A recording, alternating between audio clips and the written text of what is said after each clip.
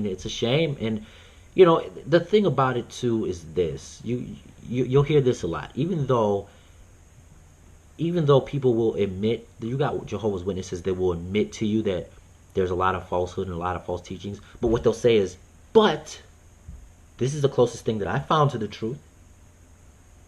We're the only one, this is the closest thing that I found. As morals, as far as morals go, you know what I'm saying? We got to remember something, okay? First off, a lot of witnesses have been sheltered. Now you do have a lot who have converted, who were not Jehovah's Witnesses. They became Jehovah's Witnesses. So I'm not speaking for them, but what I'm saying is that it is foolish to actually believe that the Jehovah's Witness organization is the only organization that has high moral standards. That's ridiculous. I know plenty of organizations that have high moral standards.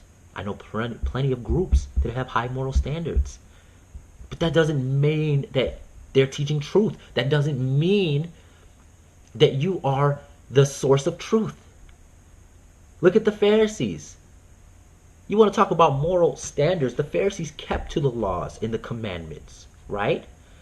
You didn't really hear them being accused of fornication and adultery and stealing and cheating. You didn't really hear that about the Pharisees. Their problem was they was being wicked by burdening the people, by adding to the laws, and by being self-righteous, right? That's mostly what you hear about with the Pharisees. But you didn't hear too much about them having bad moral standards. But yet Jesus called them wicked. He called them vipers, snakes. He told them they're going to hell. So just because you have high moral standards, is that enough? Does that automatically mean we're the truth? No, it does not. So don't come at me with that. Another one of my favorite is, well, we're the only ones fulfilling Matthew 24:14. The good news being preached throughout all the inhabited earth, and the end is going to come. You know why that cracks me up? Because if you read the Bible, if you read it in context, Matthew 24:14 has already been fulfilled.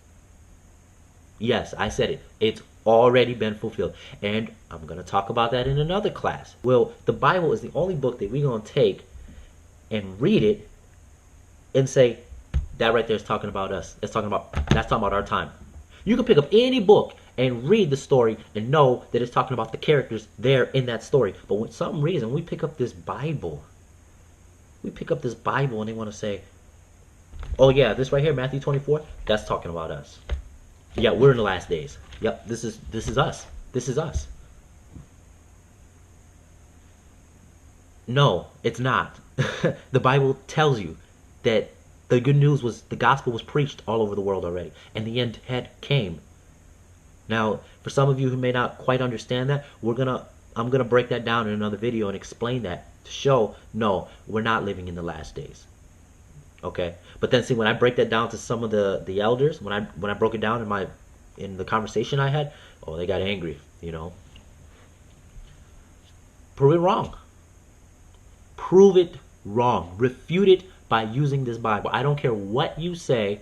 I don't care what you believe. I don't care what the Watchtower says. I don't care what the governing body says. Show me from the book. Is it in the book? Well, when Jesus came back in 1900s to inspect the congregation. Oh, hold on.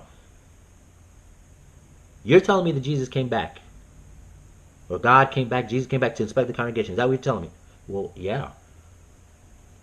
I would like to see that, please. Well, you see, it's not necessarily, you can't necessarily, shut up. I don't want to hear it. You follow what I'm saying? If it's not in the book, I don't want to hear your private interpretations about it. That's just what it is. It is what it is. Now, let's go on. We got about two more. Luke 21:5-7. Tell you, bamboozled, man. Tricked by a building and its organization. I tell you. Just like when it comes to that, we're the ones that would preach all over the world. We're the ones fulfilling Matthew 24:14. Again, aside from the fact that it's already been fulfilled, if that were the case, the Jehovah's Witnesses are doing a terrible job. How do we know that? Look, the year 2000, in the year 2004, right? I'm getting the statistics from JW Facts. You can actually get newer statistics if you just Google these numbers. But in 2004, you had 200,000 people baptized as Jehovah's Witnesses, right? The same year, you had 600,000 people baptized as Baptists. They had over 1 million members outside of the U.S. That shows you, that tells you something. Who's doing a better job at preaching? Catholics have over 1 billion members. These are people that believe in Jesus. You follow what I'm saying? These are people that actually believe in Christ. They never did, but now they do. So when you want to try to throw out numbers, and we're the only ones fulfilling this, we're the fastest growing religion. Okay, that may be true, but when it comes to the preaching work, you guys got some catching up to do. You know what I'm saying? And the interesting thing is, now the Jehovah's Witnesses, they don't charge for money. They don't charge money to be a member of the congregation. They receive donations, and they get money by other means, right?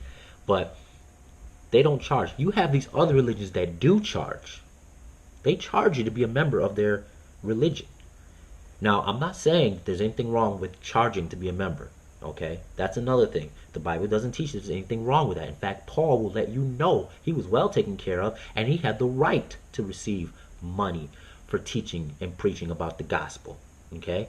That's something else we'll talk about. But so I'm not saying anything's wrong with charging, okay? But you have these religions that charge, and they have far more members than the Jehovah's Witnesses.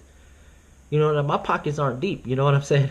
My pockets are deep. It's not that easy to get me to put some money down. So just think about that. The fact that these people are actually paying to be members. Jehovah's Witnesses don't even pay, and yet they don't have as many members. They're going to say, well, broad and spacious is the road that leads to destruction. See, on the one hand, they're the ones that are preaching all over the world. They're the fastest growing religion. They want to brag about numbers. But then on the other hand, when you point out the actual facts, now they want to try to, well, broad and spacious is the road leading off to destruction, and cramped and narrow is the road to everlasting life. That's why we don't have as many members. But I thought you just said you're the fastest growing religion, and that you're fulfilling this. You're confusing me now. Which is it? Are you bragging about numbers, or you're not bragging about numbers? I'm confused now. Stop being bamboozled by the building. Just stop. But this is Luke chapter 21, verse 5 through 7. And as some spake of the temple, how it was adorned with goodly stones and gifts, he said, Jesus, as for these things which ye behold, the days will come in which there shall not be left one stone upon another that shall not be thrown down. So in other words, the apostles, they were looking at Jesus and they were like, look how beautiful this temple is. And Jesus said, the day's coming when not one stone is going to be left up at this place. This whole place coming down. Why did Jesus say that? Did Jesus have a problem with the building? No. See, Jesus didn't have a problem about how beautiful the building was. See, it was the apostles and the Jews' attachment to the building. He had a problem with Israel being wicked. That's the problem Jesus had. So he was letting them know there's going to be a time where this ain't going to be here anymore. Where am I going with this? And what sense does that make? Because that's like if you have a friend and they just bought a house and they're like, look at how beautiful my house is. I got a big mansion. I got 3-story home, and it's so beautiful. I got a swimming pool in the backyard, and then I'm like, man, there's gonna be a time where this ain't even gonna be here no more. That's gonna be gone. You'd be like, see, they're not getting the point. They're not getting the point, this emotional attachment to this building. Where am I going with this?